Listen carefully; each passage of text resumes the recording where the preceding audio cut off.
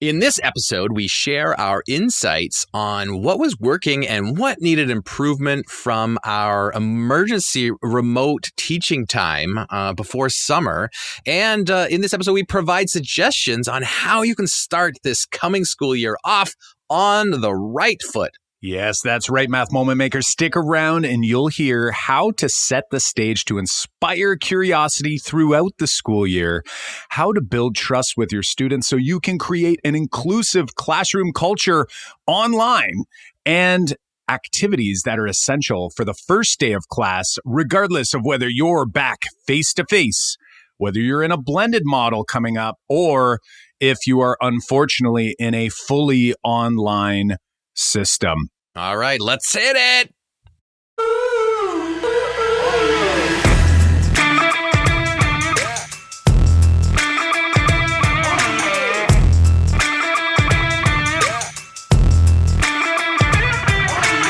Welcome to the Making Math Moments That Matter podcast. I'm Kyle Pierce from tapintoteenminds.com. And I'm John Orr from mrorr-isageek.com. We are two math teachers who together, with you, the community of math moment makers worldwide who want to build and deliver math lessons that spark curiosity, fuel sense-making, and ignite your teacher moves. All right.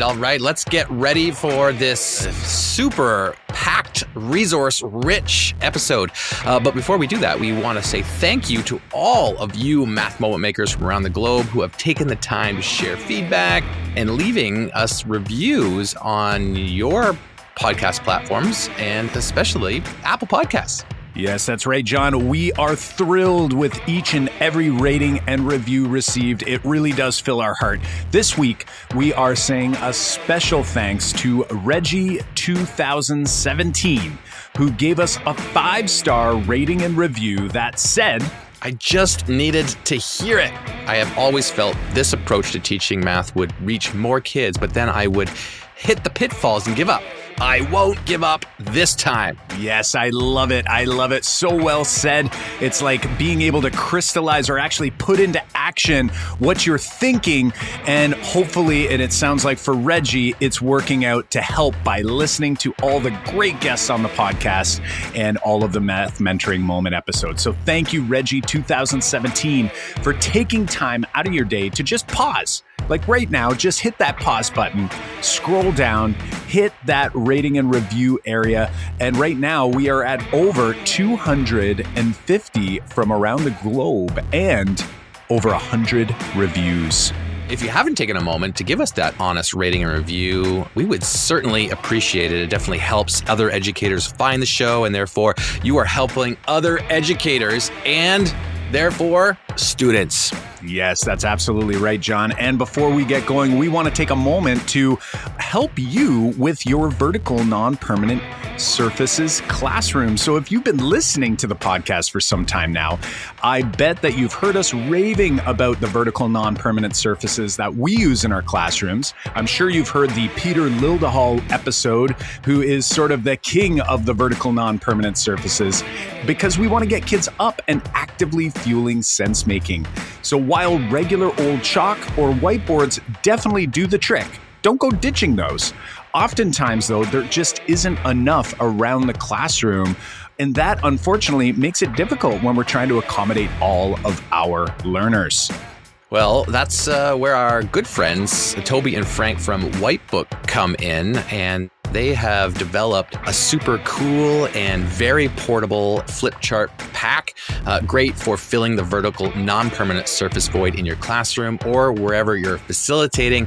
They've actually improved the product. They've got two nice products right now as the original flip chart pack, but they've got a super duper durable one that's going to last for a very long time. So check that out. Yes, absolutely. And one of the coolest parts is that the gentlemen from Whitebook are actually from Ottawa, Ontario. So that always fills our heart when we can help support another Canadian crew of awesome educators. So we're even using these at conferences and workshops. So if you've been a part of anything live with us, you would notice them scattered around the room. We post them up on any flat surface to get our teacher participants up and actively fueling their sense making, and now you can too. Whitebook is an official Make Math Moments partner, which means you can grab a flip chart pack for 30% off by visiting whitebook.com/moments. That's whitebook.com/moments. And if you are an administrator or looking for your district to grab a whole bunch of flip chart packs and you're looking for some bulk pricing, you can head over to whitebook.com/moments bulk for up to 40% off as well. Awesome stuff, John. So definitely check that out. And thanks again to our friends from Whitebook. Now, let's dive into this mega-packed episode on starting the school year off right from a distance. Hey, John, how's it going? It is that time of the year where we're actually off right now as we're recording this. How are you doing right now on your summer vacation? Oh, summer is just always fantastic. Summer in Ontario is camping, it's beaches, it's water, it's doing all those things that we love, and we're still doing them even though we're social distancing right now, but summer is awesome and we're getting ready. The time you're listening to this is in August, and it's that teacher's time where it's like, I read this last year, Kyle, that August is like the longest Sunday night ever. You know, like it's like you're just thinking about the new school year. And some of you are actually getting ready to teach in August, whereas we're not going to be. I was going to say that's September. Like July for some people, right? July is the longest Sunday ever, depending on where you are. Yeah, it's on your brain. Like, what am I going to do the first week, or what's the next class going to look like? You're just thinking about it, and it's sometimes hard to enjoy that August or that last little bit of summer. So this episode, we're actually want to run another how to start the school year off episode. We had an episode back in episode 36, which is actually, Kyle, our most listened to episode, our most downloaded episode of all time, of all of our 88 episodes. We want to run another one on how to start the school year off right, but we know that it's going to look very different for all of us, and actually very different for many of us in different ways. So we want to take this episode to kind of talk about how to start the school year off right, but how can we adjust that and do this remotely? Yeah, absolutely. And we also want to make sure that folks who are listening, we do have people from, who would have thought, all over the world listening. So we do have some friends that are actually smack dab in the middle of their school year, but I'm hoping that they're going to be able to pull some learning out of this, because in different parts of the world, people are in different phases of this COVID emergency that we've been dealing with over these past handful of months now. What would it be? 4 months now. So some people are back fully face to face. Some people are in different scenarios. Like here in Ontario, if we're talking about our scenario, our Minister of Education, as we're recording this, has basically said it's going to be one of 3 general scenarios, although school districts are going to have the full authority, I suppose, or the full autonomy to be able to choose what's best in their context, in their communities. So we've got the possibility of a fully online model now more and more in Ontario as the curve has sort of flattened or at least stayed consistent, and we're not receiving a huge number of increases in cases. The fully online model seems less likely.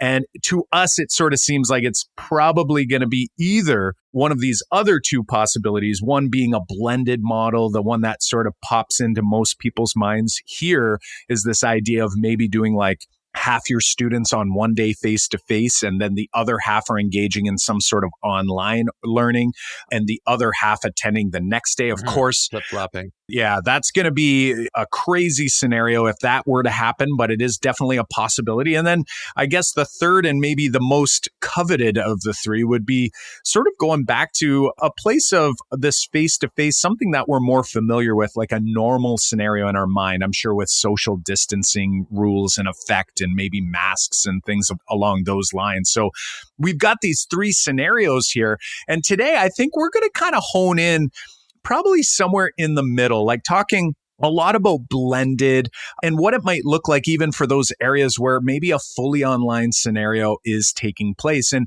we're hoping that even long after this is gone and behind us, that maybe some of the things we're talking about might be helpful, as some teachers actually teach fully online. Like, we have some fully online schools and we have some educators who do reach out to us about how they can teach most effectively in that environment. So hopefully that will help them as well with this episode. So we're pretty excited to get into it, talk about some of the ways that we might be able to support our students in this uncertain time that we're in right now, and really try to overcome some of the hurdles. Now, we're not going to completely remove them. These hurdles are here and they are firmly in place.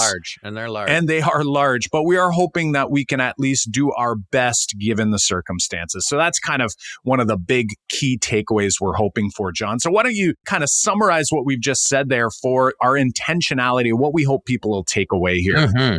Lots of big challenges coming our way for sure. But in this particular episode, we're looking to address a couple things. And if you've joined us for any of our live webinars in the past too, we always like to kind of start those with like, here's what we should tackle in this time to keep us honest. So by the end, we should get into these things this episode. So what we want to do is to help you get your thinking about what the beginning of the school year is going to look like for you and your students. So important, like we said just a few moments ago, that we've got the longest Sunday night ahead of us while we think about that. So that's one thing, is how is it going to look for us? How are we going to get students engaged right out of the gate so they stick around? I know that many of you, like me, had a lot of drop off in engagement as those 4 months of the last part of the school year kind of went on. Students started to, in my high school classes, drop off. And how can we keep them sticking around? That's what we want to help you with here today. And also, how can we still spark curiosity and fuel sense making despite these hurdles that we're going to address that we do have coming up with our children in education? So we want to make sure that we're still doing these great lessons that we have been used to doing. How can we get their curiosity? How can we just stop avoiding going back to just a show and tell or I do, you do, we do kind of model of lessons the way I was taught in my high school career? So we want to help you with those 3 big things. Plus, you're going to get some activities and suggestions along the way. Yeah, you're absolutely right there, John. And something too, for people who are listening, we're going to be talking about this obviously through a podcast. This is really to serve as something for you to think on, to reflect on, and keeping in mind that we are going to be doing a live webinar in the coming weeks. So definitely check out makemathmoments.com/webinar. Again, makemathmoments.com/webinar to check out the dates and to get yourself signed up. And once you're signed up there as well, something to keep in mind is that if you can't attend the live webinar, although attending live, like synchronously, just like with our students, is always the best opportunity, but we will be providing it as a replay afterwards. So definitely check that out. And we're really going to kind of be piggybacking off of that episode, like John said at the beginning of this episode. He said, episode 36, how to start the school year off right. And we're really going to be looking to try to build on that. So if you haven't listened, definitely head back there to episode 36.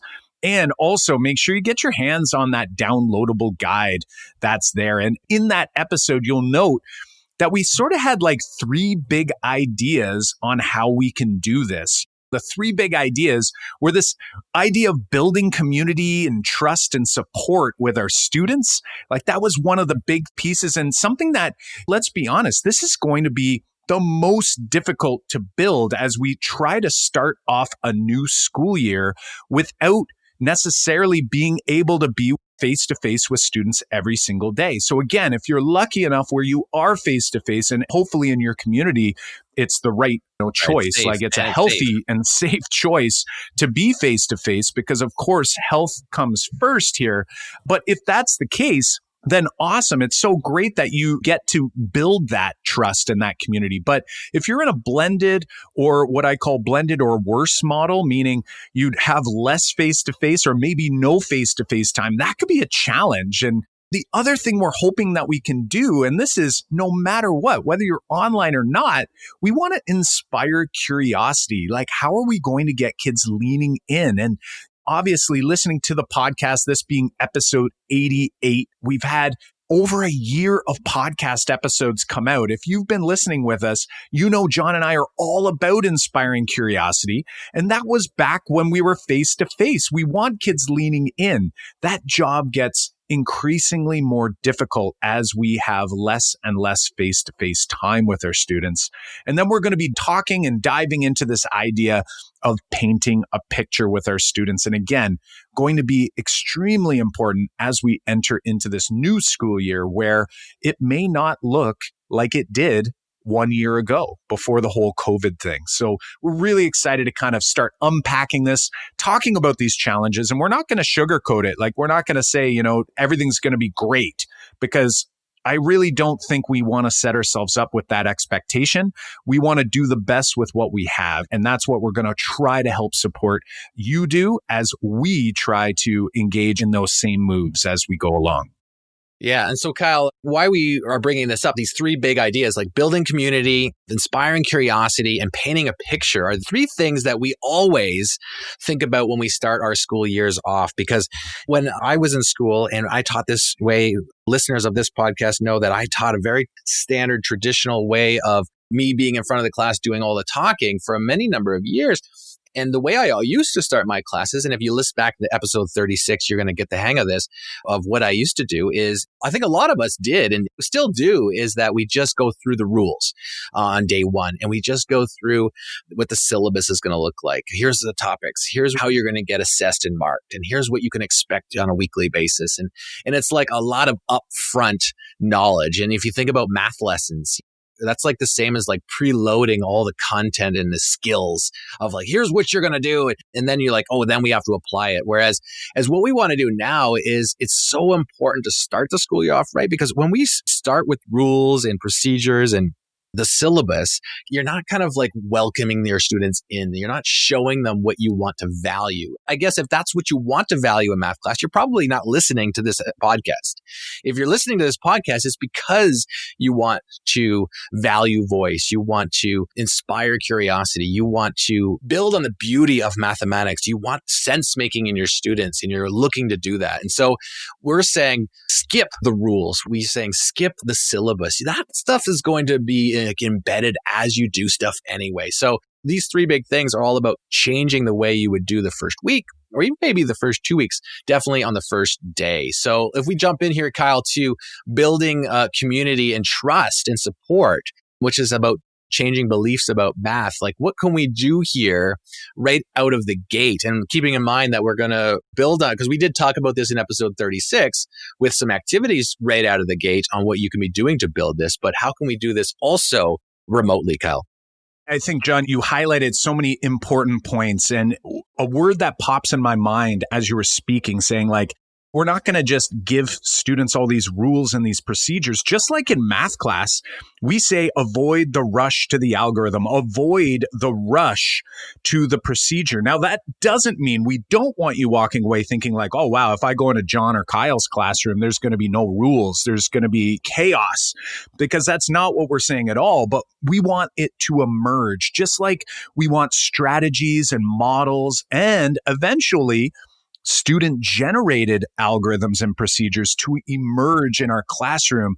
And what better way to do that than starting out right out of the gate to build in what it's going to be like in our classroom and essentially to emerge some of those rules and procedures. So coming in with a huge list of things might be difficult, but something we could even do right away is having a synchronous lesson together. And this is going to be something we're going to dive into a little bit more as well. But we're going to really encourage you to try to do as much, if you are in an online environment, to do as much synchronously as you can right out of the gate so that students feel and they see what's emerging about our class, is that our class is going to be about community despite how far apart we are. Like, think of how important that is for students right now to feel a sense of community, to build that trust, to build support from their peers and their teacher.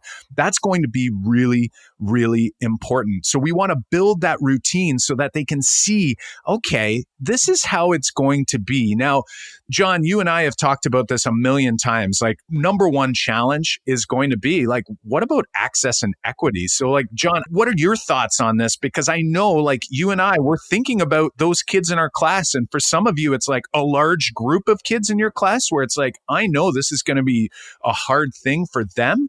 Or maybe you're in a different context where you're saying, well, actually, there's only a couple students that have this issue of either accessing technology or maybe just not having the support at home in order to engage online. Like, what are your thoughts on that? And how do we handle this? Because I think it puts us as educators in a really tough spot because we want all of our students to be successful.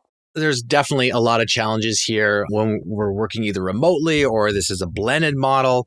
And so like, if we think about those challenges that we're going to experience when students have access to technology or not. Like, first of all, if we're in a blended model, you're going to see those students on some sort of schedule. Like, this is the hard part of recording this in August when we don't even know what our structure is going to look like, Kyle, but everywhere is going to be different. That's the thing that we do want to point out here is that what we talk about and suggestions we give could look totally different for you.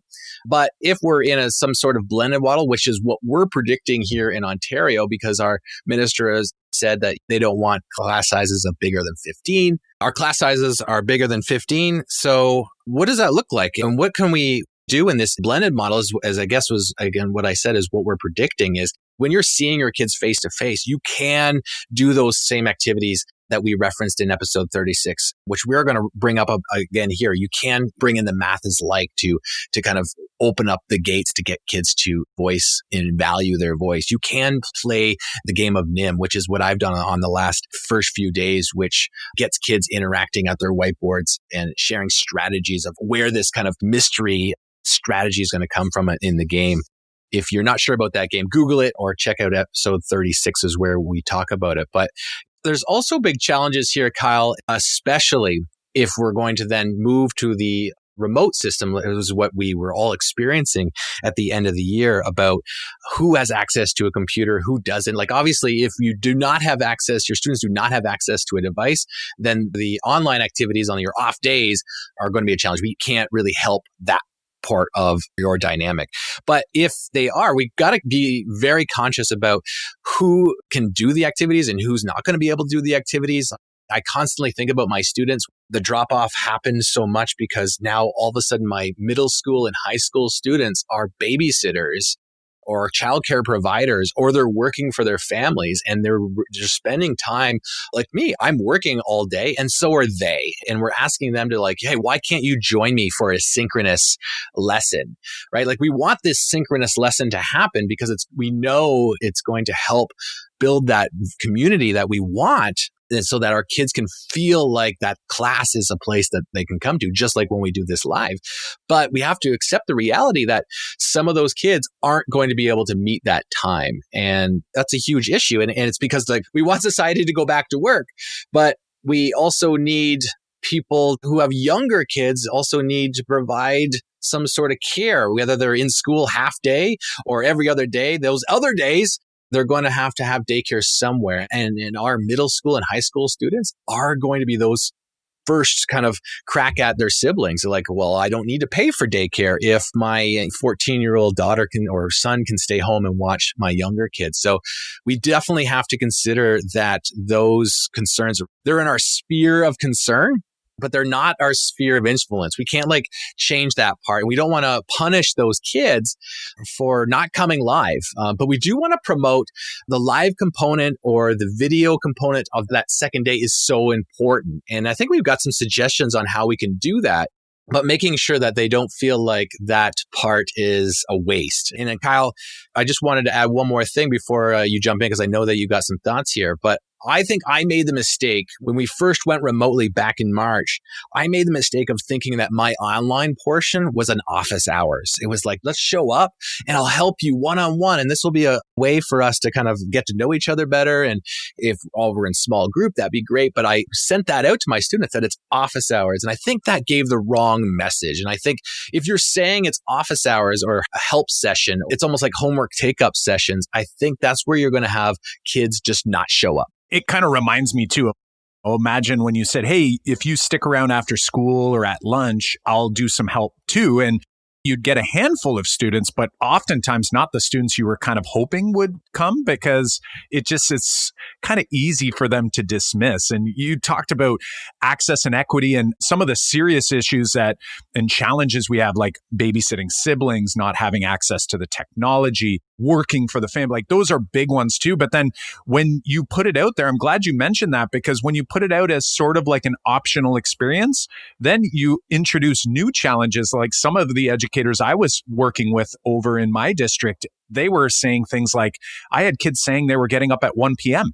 It's like that routine is so important. And that's kind of, it sounds like what you were saying, John, is like if we were in a fully online model, despite the fact that we have huge access and equity issues here due to circumstance, due to maybe just a lack of routine. It could be all kinds of things, like serious issues there. But again, something that is in our sphere of concern, but we personally don't have the means to change that, to make change like the district level does, the government does. Like these are things like we need them to step up in those cases. But we also want to make sure that we're helping kids to build that routine, because I think even for myself, I mentioned it on many episodes on the podcast, like I found myself struggling to kind of keep on my own routine just because I didn't have that, hey, I got to be here by this time. I got to be up and out the door. Like those things. I loved not having that restriction, but it also made it much easier for me to sort of cruise into the day a little differently than maybe I would have in the past. So I love that idea. And it sounded like you were almost suggesting like if it is a blended model, then maybe that's when we step in and say, okay, with the blended model, I get to do a lot of these things face to face. Maybe I'm thinking more about when students are on their online day, we'll call it like the off day, right? The day they're not coming into school.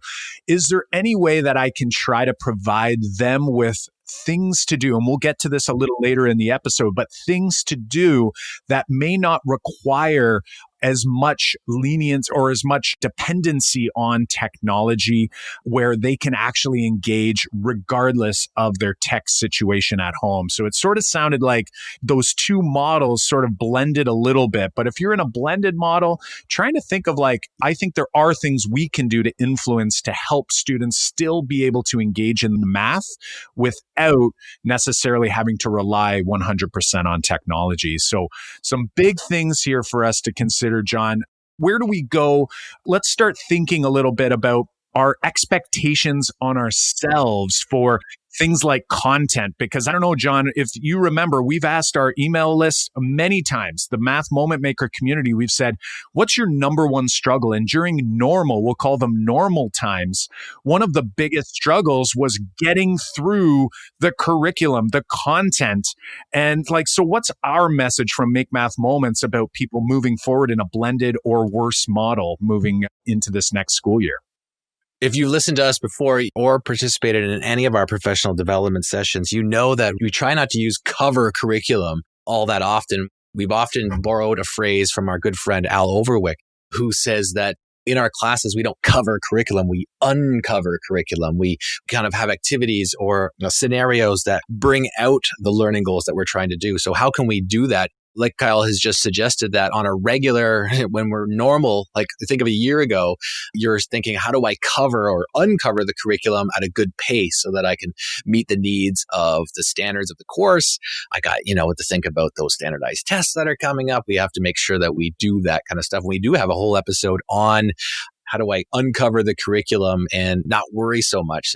That's something to think about. But also, we're in a situation where we're not going to even be able to uncover the curriculum at the normal pace that we would have done before. So before we were worried about doing that, and now we have to have even that time reduced, especially if we're in the blended model or back to remote learning. If you think back from March to June, Kyle, I probably covered a third of what I needed to cover or uncover in that time. So we definitely didn't cover or uncover the standards that we needed to in that course. And I think we have to realize that if we're in a situation where it's this emergency teaching, right, where it's not e-learning, it's not like we're going to make the same pace. We have to realize that this is an emergency change. And I think it's okay. You have to give yourself permission because it's in the back of your mind going, I have to make sure I do this. But I think you have to first realize that it's not going to be the same. And that sometimes we kind of have to wrap our minds around that we have to realize we're going to cover or uncover things at a slower pace.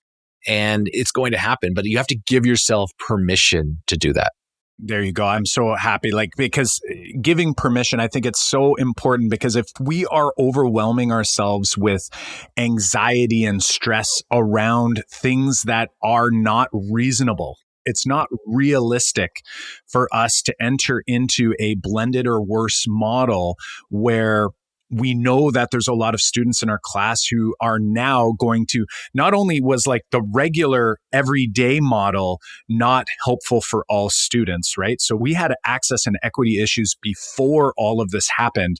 We just increase that like tenfold. And I'm looking at this and thinking, there's an article that we came across, both John and I, it was by Larry Ferlazzo, and it was through Ed Week, I think. We'll add the link to the show notes. And he was just talking about this idea of less is more. And it resonated with us because when we did our Make Math Moments from a Distance webinars, and now in our online course in the academy that we have about making math moments from a distance, a lot of what he said resonated with that messaging that we had. And something that we are going to push you to think about is to start thinking about what better time than now to shift from a gradual release of responsibility model to a problem-based approach like we promote with our 3-part framework. So if you haven't done this because you've felt overwhelmed by curriculum, the timing, all of these things that are normally stressing us, then this is a great opportunity for you to start moving towards a problem-based approach and start thinking about, all right, like things aren't going to be perfect this year. We already know that. So how can we use this time and do some of our own learning? I would argue that through what we've gone through with COVID, like a silver lining that we've had is I'm going to bet that every educator out there is better with ed tech tools than they were 5 months ago, right? Before all of this happened. There was some teachers saying like, I have no idea how YouTube works. And now I bet you almost every educator knows how to upload a video to some sort of streaming service, right? So looking at this scenario as like a growth opportunity for us as educators and doing the darn best we can for kids is something that I think we can really set as a goal for ourselves to push ourselves. And I'm going to argue that a problem-based approach to teaching mathematics is going to open the doors for so many more students so that regardless of the model that we're using, you're going to be helping more of your students, and you might even be able to uncover more of the curriculum than you could have otherwise if we focused in on this gradual release approach where it's me doing something and then we're going to do it together and then you're going to repeat it a billion times. We want to make it about conceptually building along our mathematical trajectory so that students are moving along from where they are and they're all moving at the pace that makes sense for them based on where they are. So for us, that's huge. John, you mentioned the game of NIM as a way that we can start building that community in that first week. What's another activity that we had shared in that original episode back in, I think it was episode 38, I think you said? 36, episode 36. What was another one? And what might it look like? How would it change if, let's say, you were in a fully online model? If it's a blended model, I'm going to argue you'll probably do it live, right, with the students, and you get to build like we did back then. But what if you were in a fully online model? Like, what might it look like? So what's the activity? Where'd it come from? And then now, how's it going to change for you if we go fully online coming in September? Yeah, so it's important to note too is that we're not changing any of the actual activities that we recommended in episode 36. We're going to suggest ways that you can do this online because I think they're great activities. And I think they can still work because the goal here of this activity is to build community. And we got some activities that we're going to share a little later on that help you paint a picture of what your class could look like, what you value. And also we're going to share a couple of activities about how to inspire curiosity. But this particular activity is great for building community and trust. And I think that's the important part is, right? Like your students have to come to class and trust you, whether they're doing this online or the blended model. You still have to earn that trust or gain that trust of those students so that they can then share ideas as we go. And so the activity that we used in episode 36, and I still do, and I got from Sarah Vanderwerf, which is name tents. And it's about, normally you'd have a kid create a name tag and they put it on their desk so you can see it. But then the name tent was like inside, you now can section the days off of the week.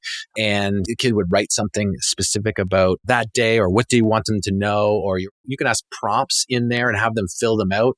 And then they hand them in and you get to read them and respond to them. And so Sarah's got a link, and we'll put that in the show notes too about how to do that and what's the benefit of that. And I think that's going to help build trust in your class is if you have the students kind of write to you on a regular basis, you create that one-on-one kind of relationship, which is what we need to do, especially if you're fully remotely. Like, how are you going to get to know your kids if you haven't even seen them in the class? And especially if you're going to do this every other day or twice a week or how that looks for you, we still need to get to know them. It's going to take you longer if you're not seeing them every day. So a name tent is something that can be not just day one, it can span more than one day. And so what that could look like for you is it could be easily as a Google Doc that's shared between the two of you. That's one way that he'll write in it. You could write back.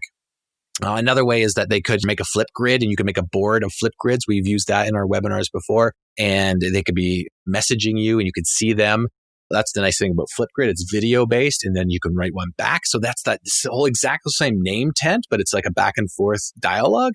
This is another one is you could have their name tent be the green screen background of their video. If you're doing live video with your students, like in small groups or even in the big classes, they can make their picture, their design of what it looks like. So there could be their name in the background, and they could be drawing a picture of a prompt that you suggest for either that day or for the week. It could be something like, draw me a picture of what you think math class could look like, or draw me a picture of what you thought math class was, and then you can see that.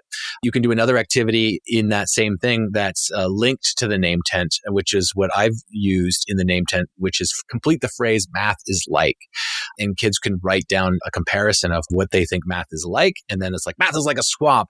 And then they have to explain why. You could have them do that in their name tent. And also it could be written on their background of the green screen. And so it's kind of a funny thing that they do, but you get to see inside of where they're coming from math and their math experiences. And that's so important to kind of build that trust and open up the gates to, so you know your kids.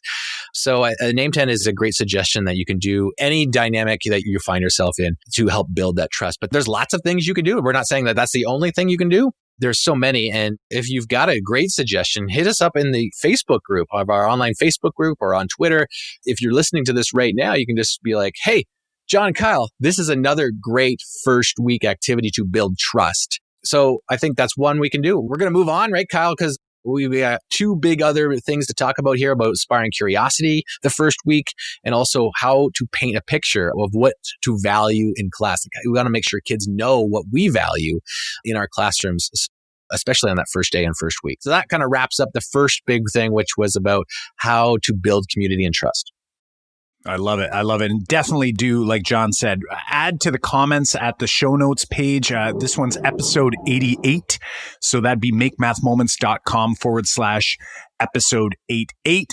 So you know that John and I are all about inspiring curiosity. And now, given the circumstances, if we're in a blended or worse model where you're in a fully online environment, trying to get kids to lean in will be so important. It was hard in a face-to-face environment. It's going to be extremely hard, as you know already, to ensure that we get them in early and we keep them with us. So as we start shifting from like this community building activities, we always have to keep in mind, it's not like, all right, week 1, we're going to build trust and community and then flip the switch week 2 into like, let's get back into regular old, watch me do a bunch of problems and now you do a bunch of problems. We want to keep that curiosity going. We want kids thinking to themselves, wow, it's a bummer that I missed that synchronous session, right? Like we want them to want to be there, and we can modify for those who can't, right? So we can record sessions, we can try to arrange small group opportunities and different things for those students, but we want them to feel like if there's a way I can be a part of this activity, I want to be there. So for us, we tend to start, because we're like in the middle school, the middle years range when we're in the classroom teaching, proportion tasks are amazing. So starting with something obviously with friendlier numbers early on and then changing those numbers as we move through the school year, kind of upping it, can be really, really helpful. If you're curious about how you can spark more curiosity with proportional reasoning tasks, make sure you head to makemathmoments.com/tasks. We have many there for you to check out. Academy members have access to like the full teacher guide. So check that out if you're interested. You'll see an opportunity there for you to dive in and be able to access those for free. So check that out. But then also just thinking about how do we keep that curiosity going, but with intentionality. So if, as John said earlier, if we know we're not going to be able to get through as much of that uncovering of content as we would like in these models, these blended or worse models, how are we going to connect that curiosity to fueling sense making? Again, it can't be a switch. It can't be like, let's do this fun activity at the beginning and then we're going to go and do the boring stuff, right? Like we have to find ways that we can spark curiosity into fueling sense making. So we're going to be doing a whole episode that's going to unpack some of those ideas. We have, like we said earlier, some webinars coming up. So check out makemathmoments.com/webinar. Get yourself signed up. But we're also going to do a podcast episode, and probably 2 or 3 episodes from now, we're going to have that episode coming out, and we're going to take you through the 3-part framework to talk about what that looks like and sounds like in an online environment. But for us, again, it's like thinking really hard, spending a lot of time on how you're going to get and pique that curiosity. John, what about like at home? So if we're doing this live, anyone who's done any of the work with us or any past PD sessions that we've done, they would know, okay, the 3-part framework, super helpful to do this. What might that look like though, if like you're at home? Like what should students do if you're in a blended model, let's say, and they're with you for a day? I'm picturing we do a problem-based lesson together. What might we do at home to help students stay engaged and not make it just about like, hey, fill out this worksheet and we'll see you tomorrow? That's what has me worried the most, I think, is like, how do we not lose the engagement that you're doing in class in a blended model? Is that we've done this great activity. We had great dialogue going. We got discussion. We're building our community. But then you're going to go home that day or maybe the rest of the week, like depending on what it looks like for you and your dynamic. But I'm really worried for teachers and on what that second day or off days look like. I don't want my students leaving there going like, okay, now I just got a day break. Like I got a break and I'm going to come back and do work there. Or I don't want it to be like, I think a lot of teachers are going to resort to. It's like, you know what? If it's every other day or if it's 2 days on, 2 days off, then what I'll do is I'll do a whole bunch of mini lessons. I'll teach, and then I'll give the same amount of homework, but they got 2 days to do it, or they got a day to do that homework. So it's like they're just going to cut their days in half and do lessons to fill that time, knowing that they'll just do practice work. That's what worries me, because you know that half your class might do that work, depending on the class that you're teaching, and half might come back not done, or maybe it's a combination or a mix of all that. But when you're doing that, you're not sparking curiosity, and Kyle, you're not fueling sense making. You're just kind of resorting back to that method that I learned in and taught for a number of years. So what can it look like? I think what you suggested is like you could do one of these problem-based tasks from our website or from lots of people's website, even if you went to makemathmoments.com/find and search for a topic, you're going to get some great lessons there that are all problem-based. Your next day or the day that they're going to be at home for, it could be a couple of different things. Like it could be a set of purposeful practice problems that are resolved around that idea. So it's not just a worksheet. It's more about practicing the ideas that you had, but on a more purposeful scale. So if you're doing a measurement unit, you could be extending your task that you did to covering different shapes and drawing different shapes. So it could be purposeful practice. So that's one way to do that.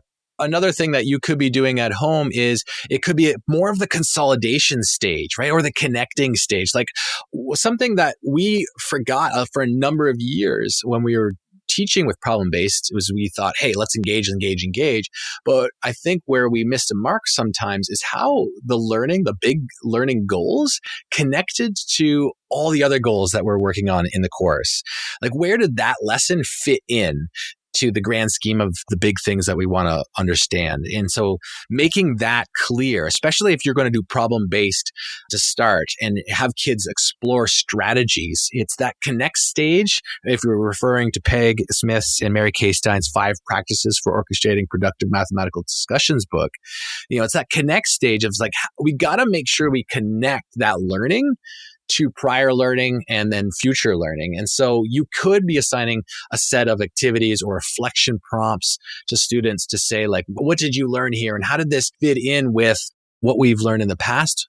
And what do you still want to know more about? Like it could be a series of reflections that kids are doing at home during that time. Another thing, Kyle, that I think we can definitely fit into those times is because that idea of we're not uncovering all the curriculum that we're going to need to cover. So if we're already there saying we can't cover everything and that kids are going to drop off on that work at home, why don't we make that work at home more engaging in a sense of like, let's explore some of the concepts that we generally not been able to explore just to keep the engagement level up. I'm imagining early in the year. So like right off the bat, we assign at-home activities that explore the beauty of mathematics, like bring art into mathematics.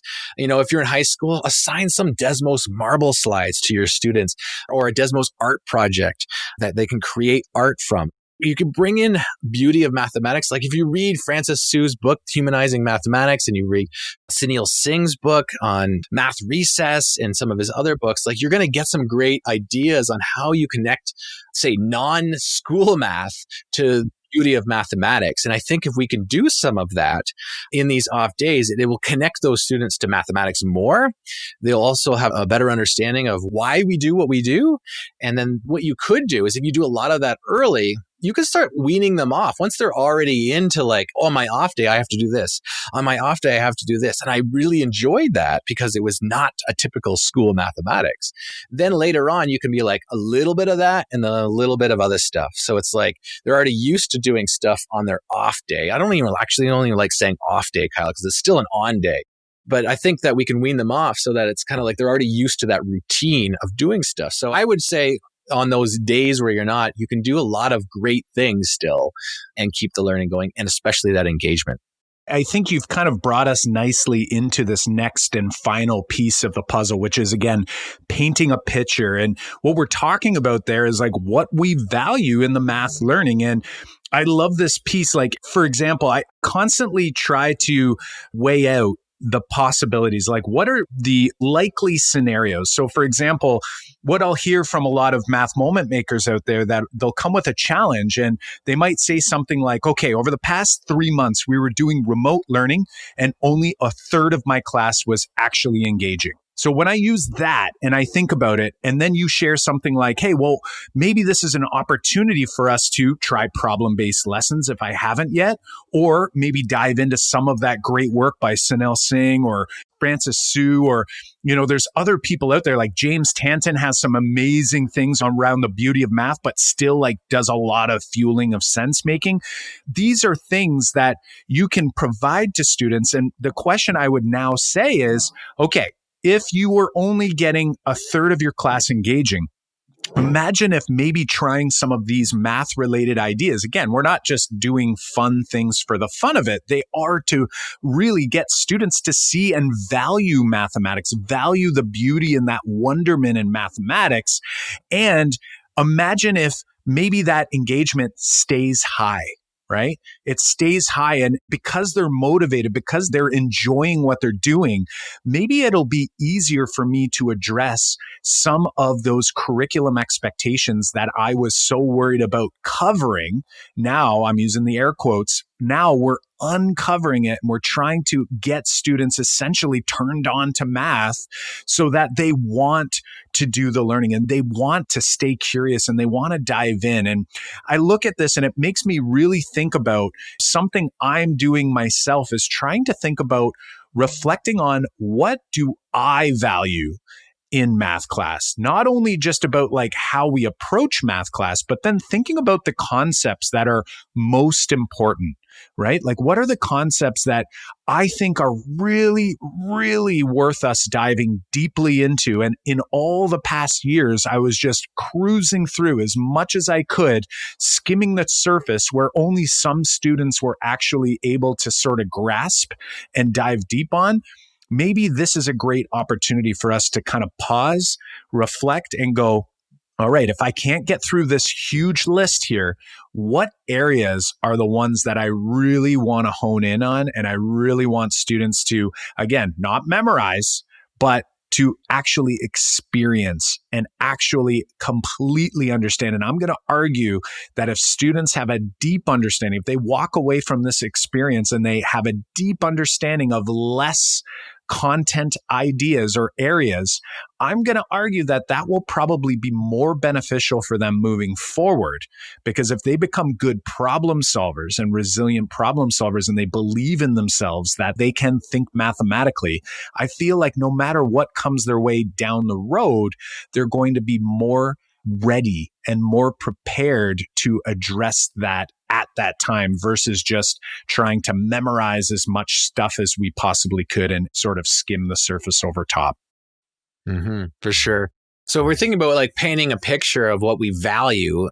Everyone has a different set of values for their classroom, but I think for us and for me in particular, I'm going to point out just three things, and two of them we have some suggestions for. But third, I'm still stuck on how we can do this appropriately in a remote learning or a blended learning model. But instead of going right into a syllabus and rules, why we say we should be painting a picture of showing your kids what you value is because if you do that right away, then you're going to build that community and trust even more. So this kind of reinforces the first point. But one of the things that we value in our class is voice, like student voice. And like, how can we get our students to voice and realize that their voice counts? In some of my lessons early in my career, I was the voice and that was it.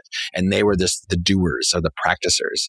But I want my students to show that their voice matters. And you can do that with number two that we talked about, inspiring curiosity with problem-based tasks and getting them to voice their ideas and suggestions and strategies there.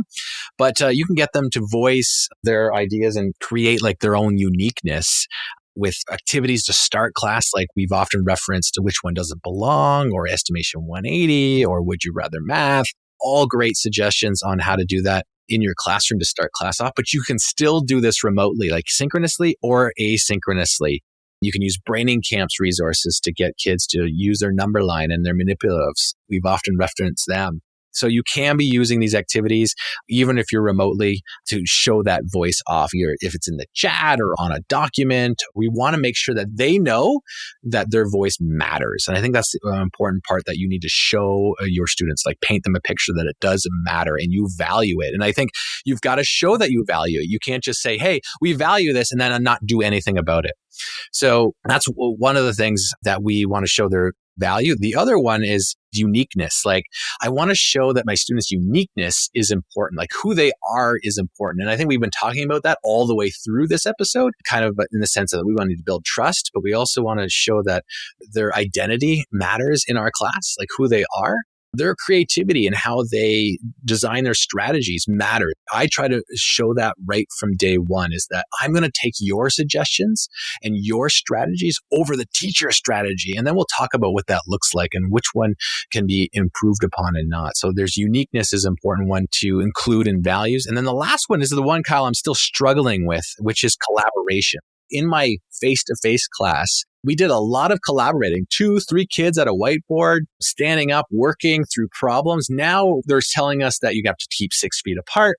Even if we're in class, how am I going to get my kids to work at whiteboards in partners or groups of 3 when we have to stay apart? Or if we have to wear masks, that's fine. But if we have to stay apart, that's going to be an issue. If we're like, I'm imagining these jail cells that my students have to stay in their desk area. Like I've seen pictures of these, and you have too, where you have to like stay in this area and there's like a taped off area, like don't come in this area. Like I realize that may happen, but it's not going to do us any wonders for building collaboration in our classrooms. So collaborating apart is tough for me to imagine. And that's one I'm still struggling with. Like on day one, we would build skyscrapers, which we'll put a link for in there because kids can get in there and show like, let's talk about this strategy. And they're moving things around with manipulatives to build these puzzles. But I can't do that if we have to stay 6 feet apart. So that's one I'm struggling with. And I know that everyone might be struggling with that, especially if you're in class but have to stay apart. Even if you're a remote, it's a struggle to figure, how do I get kids to interact together? Like I've heard often people say we have done breakout groups in Zoom and other Google Meets, but it still seems to be a logistical kind of struggle for sure. So it's not ideal, but so that's one thing that I'm struggling with, and I think everyone would be. So we're open to suggestions there. Hey, like do us another solid here. Email us or send us a tweet or post us on the Facebook group if you have any suggestions, because I think people would love to hear other people's suggestions on this too. That's a struggle with collaboration as well. I'm with you on that, John. And as you're speaking, I'm in my mind picturing is like, again, can we find a silver lining? I'm going, okay, is this an opportunity to push this idea of convincing, of reasoning, improving, and to get students, now that they're from a distance and now they have to try to articulate and sort of convince a partner that is now 6 feet away, is this an opportunity for them to really push their thinking using concrete manipulatives or using visuals in order, like math models, in order to describe their solution approach now that they're not so close and working one-on-one with each other? How can we use that and try to find a silver lining? So again, we'd love to hear from people on what they're doing, some ideas around that.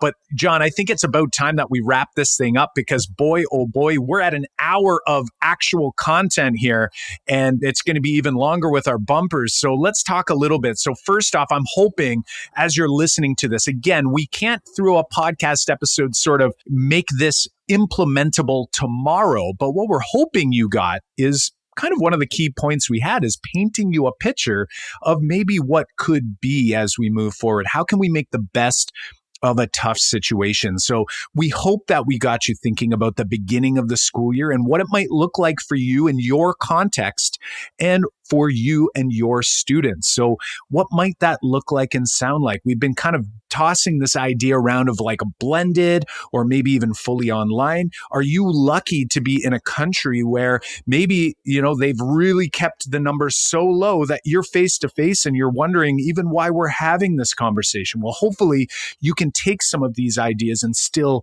put them into practice. So how are we going to get kids engaged right out of the gate? Again, if we don't get them early, it's going to be tough to keep them engaged, to get them to stick around. I was saying to some educators throughout this COVID experience that like right now a win was to keep who you had.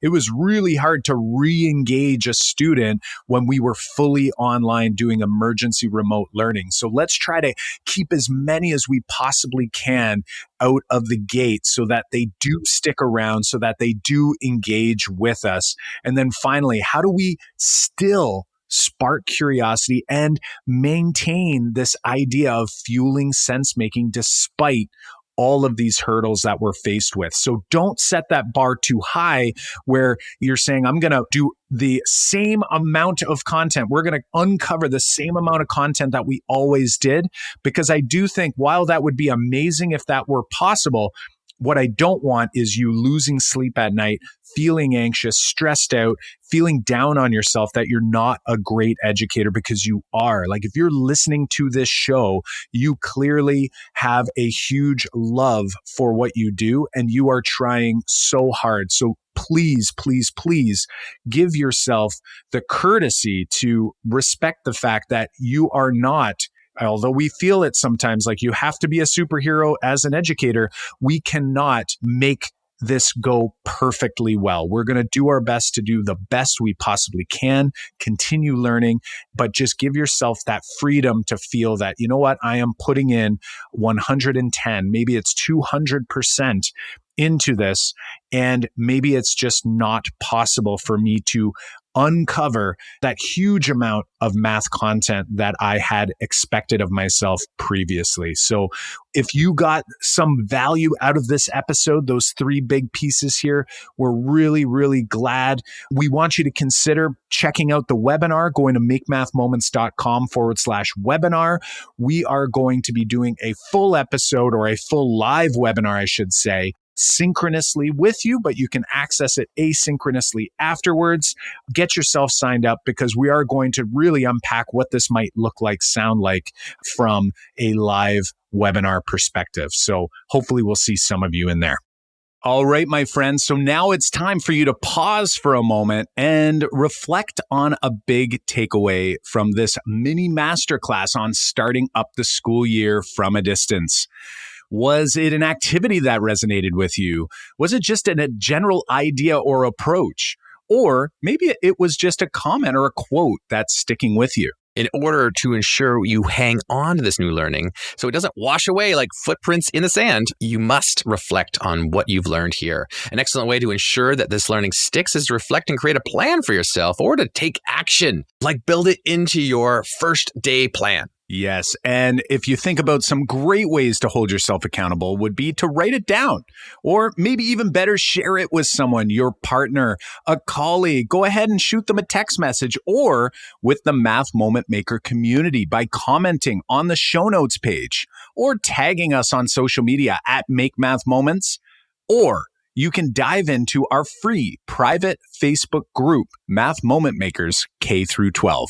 Like we mentioned at the top of the episode, we are diehards for vertical non-permanent surfaces in our classroom. And if they're your thing too, then you can get some durable and easy to use whitebook flip charts from whitebook.com. And you can head over to whitebook.com/moments and you can get a 30% off your flip chart pack. Yes, that's right. Vertical non-permanent surfaces are a huge thing in the Make Math Moments classroom. So definitely check them out. And if you are a district leader or a school leader or a math consultant or coordinator, you might be ordering for your school or district and you need more than just a couple packs. So head over to whitebook.com/moments bulk so that you can get up to 40% off on your bulk orders. Again, that's whitebook.com/moments bulk. In order to ensure you don't miss out on new episodes as they come out each Monday morning, subscribe on your favorite podcast platform. Awesome. Show notes, links to resources for this episode, and full episode transcripts, which you can read online. You can have them read to you online, or you can download in PDF form. Head on over to makemathmoments.com/episode 88. Again, that's makemathmoments.com/episode 88. Well, my Math Moment Maker friends, until next time, I'm Kyle Pierce. And I'm John Orr. High fives for us. And high fives for you.